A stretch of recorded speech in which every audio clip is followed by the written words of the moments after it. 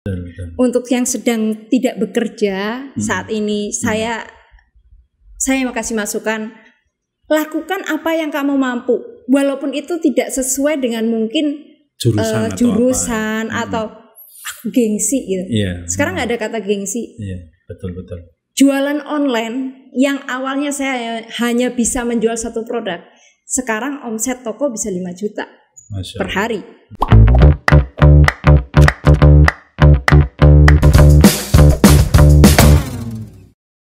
Assalamualaikum warahmatullahi wabarakatuh. Alhamdulillah wa syukurillah wa nikmatillah. Rabbi sholli sodri wa yassirli amri wa hlul mutatam bilisandi yasfahu qoli amma ba'du. Para sahabat sekalian dimanapun Anda berada, sahabat podcastnya Klinik Hati, yang mungkin di dalam negeri maupun yang di luar negeri dan mungkin di beberapa benua, mohon maaf, hari ini kita diupayakan untuk para sahabat sekalian dimanapun berada yang dalam kondisi sakit, yang mungkin belum kepegang secara langsung maupun secara jarak jauh, ya, kami minta maaf sebesar-besarnya karena memang ada beberapa yang secara langsung bisa langsung dipegang dan ada yang memang butuh beberapa waktu.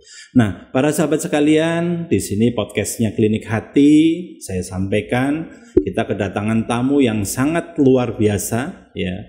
Ini putra terbaiknya Kabupaten Cilacap dan putra terbaiknya Indonesia khususnya, ya. Sahabat sekalian yang mungkin di luar negeri dan sebagainya, mungkin sebagian sudah mengenal siapa beliau, apalagi yang di dalam negeri, apalagi yang di Kabupaten Cilacap, siapa yang nggak kenal beliau. Nah, kita kedatangan tamu yang sangat spesial, ya, muda, belia, cantik, luar biasa prestasinya, luar biasa usahanya, muda berkarya, muda sukses, muda luar biasa.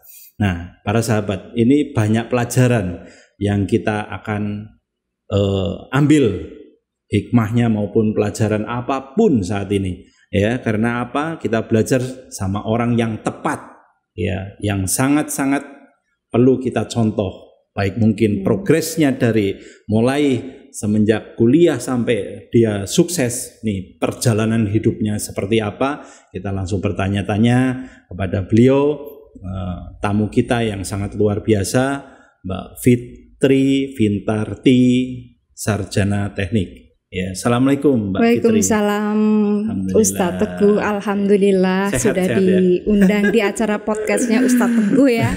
Luar biasa ini podcastnya. Iya, terima kasih nih Mbak Fitri sudah meluangkan waktunya ini, para sahabat. Saya ngundang beliau itu udah jauh-jauh hari nih, jauh-jauh waktu, ya. Karena memang kesibukannya beliau, ya, beliau memegang beberapa perusahaan, memegang beberapa koperasi, memegang beberapa mungkin usaha-usaha yang lainnya. Masya Allah, beliau bisa membagi waktunya, ya. Dan saya lihat, kegiatannya full. Kita ngeliatin aja capek mungkin, ya, tapi ini luar biasa beliau. Mbak Fitri sendiri asli dari mana ini, Mbak?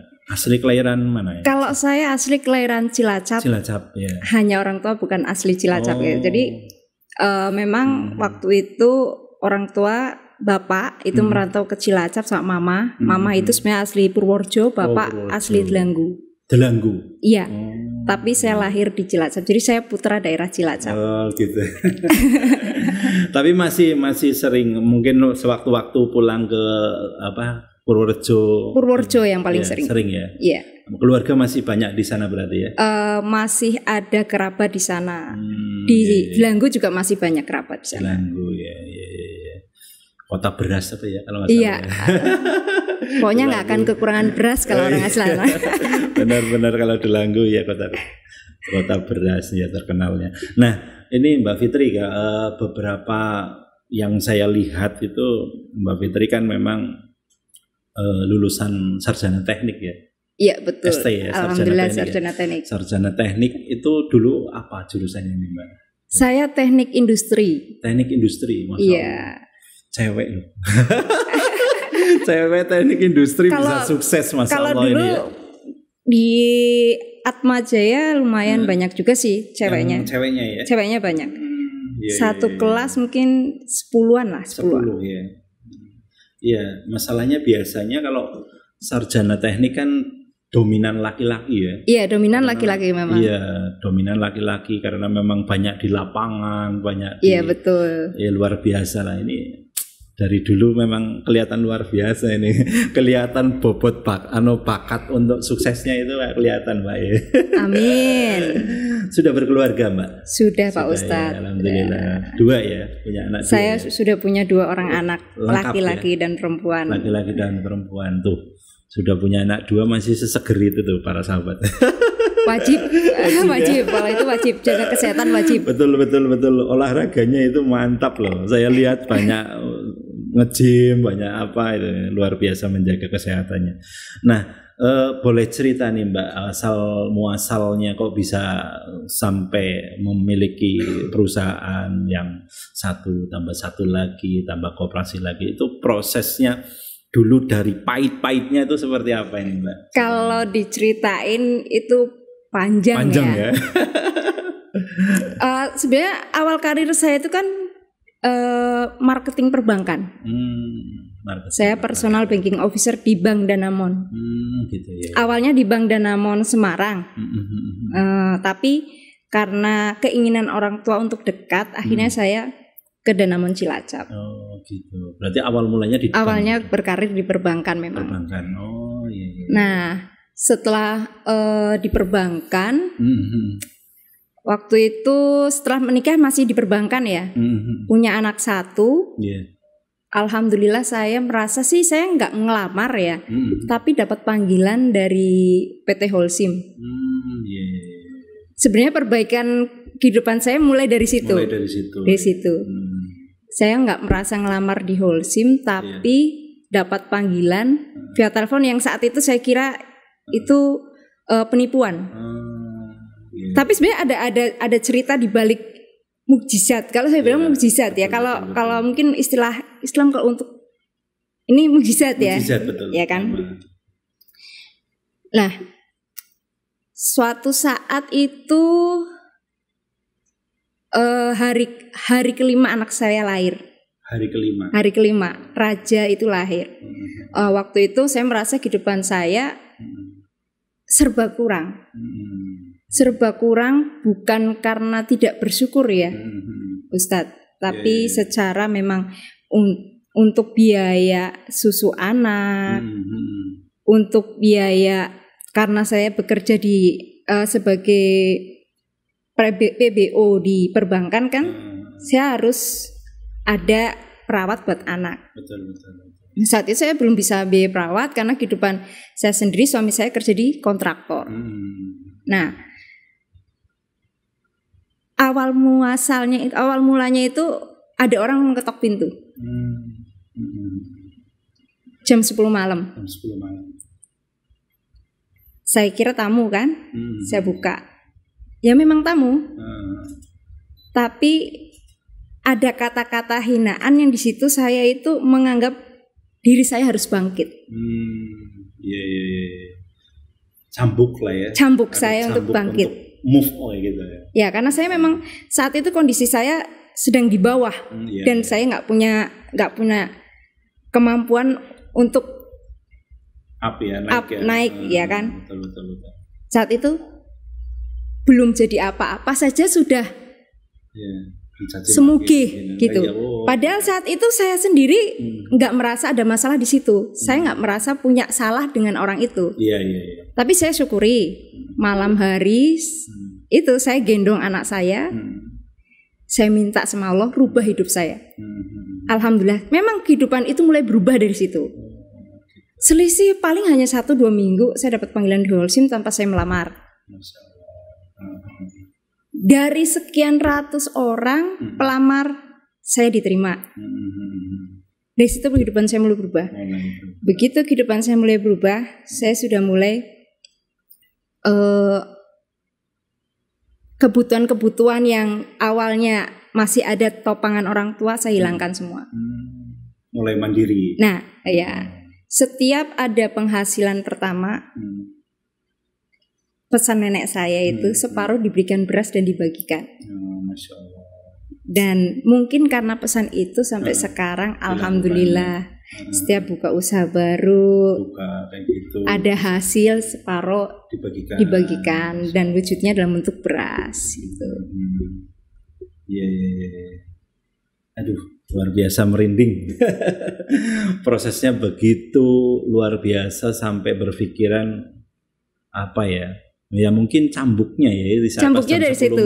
Ya, justru itu, iya. Nah, dari situ ya berarti ada hikmah di balik semua yang Allah berikan ya. Iya. Jadi ketika memang ada orang hina jam 10 malam itu, cacian makian itu yang membuat bangkit ya. Bangkit menghadap Allah kan. Mintanya sama Allah tetap aja kan. Kita berzikir, sholawat. Kenapa kok hidup saya gini? Iya, betul. Kapan hidup saya tidak bertanya kapan, tapi Tuhan rubah hidup saya. Betul. Perbaiki hidup saya, kualitas hidup saya kan itu. Ya, luar biasa para sahabat sekalian dimanapun Anda berada. Ini contoh yang positif ya dari Mbak Fitri ya.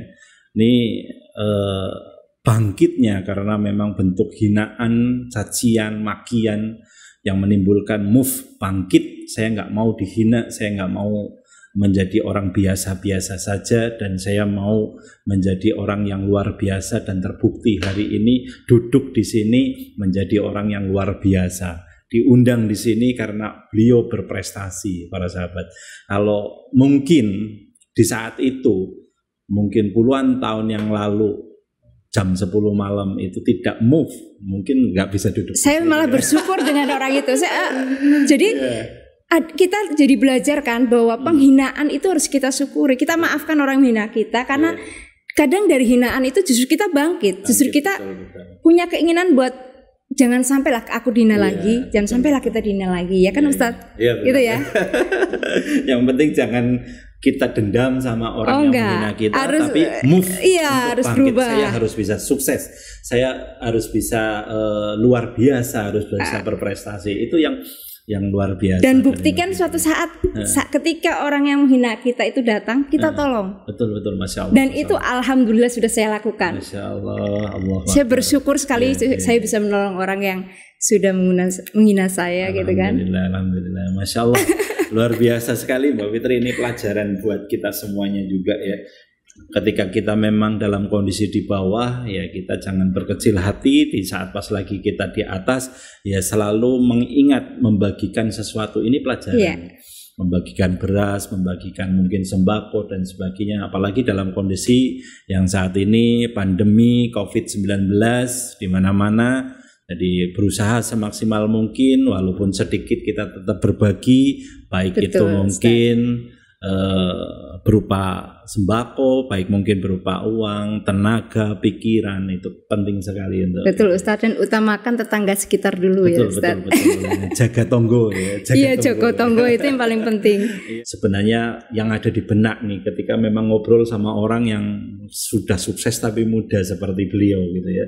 Ini beliau sudah memiliki beberapa usaha yang mungkin saya akan sebutkan, yaitu PT Widya Waskita Wijaya Cabang Cilacap, PT Konjaya Indonesia, KSP Tri Rejeki Barokah, Artindo Java, Toko Konjaya ya. Jadi Masya Allah ini ada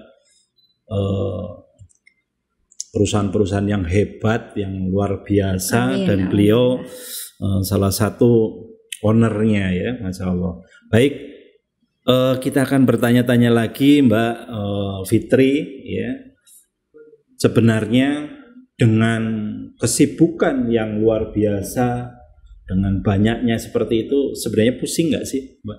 Kalau mengatur waktunya atau apa gitu? Pusing ya pasti. Pusing itu ngatur akunnya harus sesuai ya. Gitu. Keuangannya harus sesuai. Betul. Nggak bisa dicampur-campur karena. Iya. Jadi manajemennya harus memang benar-benar tertata. Manajemennya harus tertata, masing-masing harus. Tapi kan semua sudah online sekarang. Iya. Jadi betul. Saya hanya bisa ngecek aja per akhir hari setelah jam 5. Oh, setengah. Kalau toko setelah jam 9. Iya. Luar biasa, masih banyak juga kegiatan yang lainnya itu sebenarnya. Aktivitasnya dahsyat banget itu, beliau energik sekali. Kalau pagi saya malah nggak ada aktivitas. Olahraga ya? Ya olahraga, harus olahraga. Biasanya olahraga sama kalau malam-malam itu ordinan ya, pianoan. Yeah. Pianoan sambil nyanyi-nyanyi. Itu luar biasa, menghilangkan kepenatan ya Mbak ya. Iya betul. Jadi melakukan segala sesuatu yang positif intinya ya. Iya. Iya.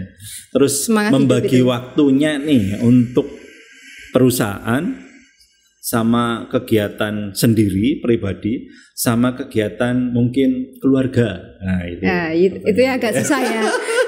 Nanti kelihatan porsi keluarga kok kecil ya gitu kan. Karena kan kerja dari jam 5 itu udah ini udah bangun ya, 5:30 udah mulai lihat-lihat bukuan kan. Oh gitu. Terus jam 5:30 itu anak-anak belum bangun, saya udah langsung nge-gym dulu. Nge-gym kan sampai jam 7. Habis itu lihat anak-anak baru mulai bangun. Kalau saya sebenarnya ke anak-anak tuh waktunya sedikit, tapi saya coba arahkan lebih ke motivasi buat anak ya. Memuji, menegur, ya gitu aja sih. Betul. Ya memberi reward ketika memang memang ya. Setelah itu ke kerja, berarti anak-anak masih sekolah online pun saya nggak bisa ngurusin saya full kan. Oh iya benar. Ada bude di rumah yang bantu urus anak untuk sekolah online-nya. Memang saya nggak susah kalau untuk bagi dengan sekolah online. Nah itu full untuk kerja berarti kan dari jam 8 sampai jam 5 ada yang ketemu customer, ketemu karyawan, harus ikut podcast gini ya. Iya. Harus online juga kan, jualan online harus tetap beriklan gitu. Kalau nggak iklan, kalau yang iklan orang lain katanya kok kurang mantep gitu kan. Benar. Emang luar biasa pembagiannya. Visi misinya nih untuk kedepannya ini mau seperti apa? Apakah perusahaan ini mau diboomkan lebih besar lagi atau fokusnya kemana ini sebenarnya Mbak Fitri? Kalau saya sendiri yakin itu PT Konjaya Indonesia akan maju. Amin. Kalau target ya, kalau target ke depan saya pingin punya PT Konjaya ini bisa menghasilkan sebuah produk karena saya sendiri kan dari teknik industri. Iya betul. Kalau saat ini sendiri saya lebih banyak fokus dengan PT Konjaya ini mensuplai produk-produk yang diinginkan sama customer, entah itu alat kesehatan, elektronik atau elektrikal, konstruksi juga, itu yang kita layani kalau di Konjaya.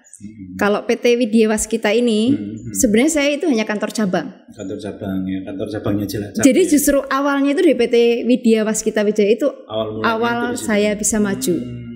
Itu pusatnya di mana itu Mbak? Di Semarang. Ya, kebetulan bukan saya ownernya sebenarnya. Iya. Tapi waktu tahun 2016 itu saya baru memulai untuk buka cabang PT Widya Waskita Wijaya di Cilacap. Awalnya memang saya kerja di PT Konbut lah, kebetulan cabangnya di Jogja. Dari situ saya pisah dengan suami LDR. Ternyata kan rumah tangga kalau LDR kan nggak enak ya. Pusing. Si owner ini beliau menawarkan untuk membuka cabang di Cilacap dengan sistem gaji. Oh gitu. Tapi saat itu karena saya nggak tahu pasarnya itu seperti apa, saya merasa kalau full gaji kok nggak fair buat owner ya, betul, gitu kan. Saya menawarkan dengan sistem fee. Sistem fee lah, akhirnya dari situ mulai dari bahan bakar itu paling hanya 5 KL, 15 KL, 30 KL, sempat naik jadi 1.500 KL. Kalau sekarang ya mulai turun lagi kan, kondisi kayak gini kan ya. Lah dari penghasilan PT Widya Waskita fee saya itu saya kumpulkan untuk membuat PT. Tapi dengan bidang yang berbeda. Karena saya waktu itu pingin jadi pengusaha juga. Akhirnya saya membentuk PT Konjaya. Konjaya ya. Karena saya berharap nantinya akan berjaya. Berjaya, betul. Ya. Optimis ya. Optimis ya. Dan memang terbukti dari PT Konjaya ini saya mulai berjalan sampai akhirnya saya bisa membeli koperasi ya. Membeli customer sebenarnya. Kalau koperasinya itu saya bentuk sendiri tapi customernya saya beli dari keluarga. Berarti banyaknya nasabah itu beli semua. Saya beli semua. Masya Allah. Nah, dan itu nama pesanan dari almarhum Mbah. Mbah ya, Masya Allah. Katanya Tri rezeki barokah. Apa itu artinya? Fitri dapatkan rezeki yang barokah. Masya Allah. Gitu. Alhamdulillah. Tri. Ya. Mbak Fitri sendiri anak ketiga? Saya anak kedua. Kok Tri ya? Namanya Fitri. Karena saya lahir di Desember. Kalau Desember itu kebanyakan Desi kan? Desi. Desi, Natali ya gitu kan ya. Katanya karena kita Muslim, Islam, makanya Fitri saja. Fitri. Karena hari raya Idul Fitri gitu. Pas waktu itu Fitri ya. Iya. Desember itu Fitri. Iya. Desember kan rayanya Natal kan. Karena kita Muslim jadinya Fitri aja. Karena ya kita Idul Fitri gitu. Masya Allah. Berarti memang benar ya nama itu suatu doa ya. Iya. Sebenarnya. Bismillah lah ya. Tri ini PT Tri ya. Apa? SP. Nah, Mbak Fitri sendiri ya, untuk saat ini nih Mbak, sebenarnya hal yang paling berat ketika menghadapin pandemi COVID-19 ini, usaha seperti apa ini? Harus punya trik seperti apa ini? Kalau sampai saat ini saya walaupun secara penghasilan tentu menurun ya. Masih menurun ya, betul. Tapi prinsip saya adalah saya tidak mau mengurangi atau PHK karyawan. Bagus. Karena usaha kita itu kan dari doa mereka dan betul, kita nggak ada yang tahu loh doa orang yang mana yang terkabul. Iya terkabul ya. Yang dijabah sama Allah. Betul. Alhamdulillah semenjak saya berprinsip begitu, kalau secara omset mungkin kurang, betul. Tapi secara keuntungan sama. Gitu. Enggak ada pengurangan karena sama sekali. Karena membawa rezekinya mereka juga. Bawa rezekinya ya, mereka tuh bawa rezeki masing-masing kok. Itulah yang mungkin selama ini jarang kita pikirkan ya sebagai pengusaha, karena pengusaha saya juga masih belajar jadi pengusaha nih ceritanya. Jadi ketika kita berpikiran bahwa banyaknya orang yang bekerja kepada kita ya, itu sebenarnya perkumpulan dari rezeki yang dikumpulkan untuk bareng-bareng mengatasnamakan perusahaan. Dan itu rezeki bersama. Ketika kita berpikiran, oh ini karena direkturnya yang hebat, karena pemiliknya ya, yang itu salah besar. Ya. Jadi para sahabat sekalian, ketika memang pola pikir kita diubah mindsetnya, rezeki banyak orang itulah adalah rezeki kita bersama, insya Allah itu lebih nyaman, lebih tidak terbebani. Betul ya, Mbak betul, ya, seperti betul. Itu ya. Baik.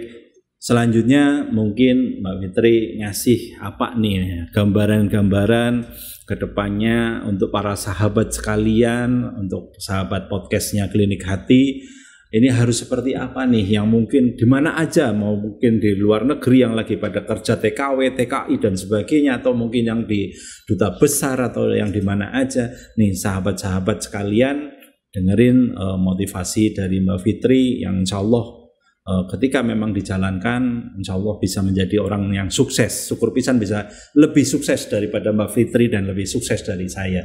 Monggo Mbak Fitri. Untuk sahabat Klinik Hati yang berbahagia saat ini ya, kita harus semangat sehat. Itu yang pertama. Karena kesehatan kita menentukan pola pikir dan apa yang akan kita lakukan ke depannya. Betul. Yang pertama yang harus kita lakukan menghadapi pandemi ini, harus tetap ada rasa syukur, tetap ada rasa syukur dan positive thinking. Pokoknya kita yakin aja, kita di depan itu sudah ada rezeki yang menanti kita. Buat yang belum saat ini sakit, yakin bahwa ada kesehatan di depan sana. Amin. Yang pertama ada doa kita, yang kedua ada semangat kita. Betul. Untuk yang sedang tidak bekerja saat ini, saya saya mau kasih masukan, lakukan apa yang kamu mampu, walaupun itu tidak sesuai dengan mungkin jurusan atau aku gengsi gitu. Sekarang nggak ada kata gengsi. Betul. Jualan online yang awalnya saya hanya bisa menjual satu produk, sekarang omset toko bisa 5 juta per hari.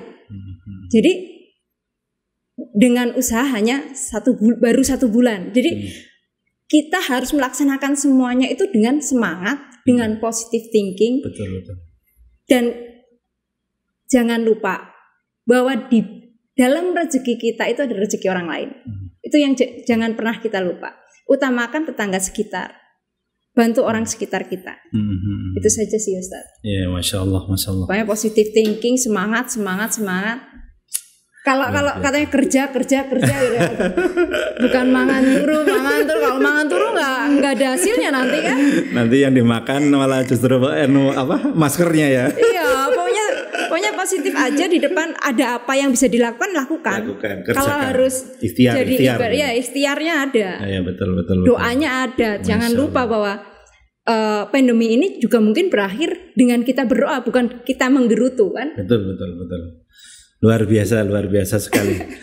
Banyak sekali pelajaran yang kita dapetin hari ini, masya Allah ya. Memang beda sekali pola pikir ketika memang ada yang sukses, selalu berpikiran positif, dan orang yang banyaknya menggerutu, menyalahkan orang lain dan sebagainya. Itu sehari-hari fokusnya hanya negatif dan menyalahkan banyak orang. Dan ketika memang para sahabat sekalian kita mencontoh orang yang sukses, insya Allah kita akan masuk di dalamnya, yaitu di dalam orang-orang yang sukses, baik sukses dunia maupun sukses akhiratnya. Para sahabat sekalian, kita ambil positifnya dari pembicaraan hari ini, bincang-bincang dengan orang yang sukses muda, sukses berkarya, sukses luar biasa, sukses berprestasi. Ini contoh yang nyata, yang realita, masih muda, masih bisa dikatakan pengusaha yang sangat-sangat mungkin jarang sekali. Ya, karena di luaran sana orang sudah 50 tahun baru sukses, 45 ke atas baru sukses dan sebagainya. Ini masih 30 berapa tahun, masih bisa dikatakan orang yang muda sekali, dan beliau sudah membuktikan, karena kesuksesan tidak dilihat dari umur, ini sudah membuktikan. Para sahabat sekalian dimanapun Anda berada, ambil segala yang positifnya dan buang jauh-jauh segala sesuatu yang negatifnya. Dan kami atas nama Klinik Hati mengucapkan selalu menjaga kesehatan dan menjaga prokes untuk untuk diri kita sendiri dan untuk keluarga yang kita cintai. Karena ketika kita memang kena, fisik kita mungkin bisa kuat ya, tidak kenapa-apa. Tapi ketika kita menularkan kepada anak kita, menularkan kepada orang tua kita, menularkan kepada orang-orang di sekitar kita yang imunnya lebih lemah, itu bahaya sekali. Oleh karena itu, tahan keinginan kita untuk bersenang-senang, tahan keinginan kita untuk berkerumunan, tahan untuk segala sesuatu yang sifatnya akan terjadi tertularnya pandemi ini. Mari para sahabat sekalian dimanapun Anda berada, kita mendapatkan pelajaran yang sangat-sangat luar biasa ini. Banget luar biasanya, saya sampai ngomong aja celetot nggak karuan ya, karena memang ini muda luar biasa gitu loh. Nah, ini salah satu yang mungkin putra terbaiknya Kabupaten Cilacap. Amin. Mungkin itu aja dari saya, mungkin dari Mbak Fitri. Wabillahi taufiq wal hidayah. Wassalamualaikum warahmatullahi wabarakatuh.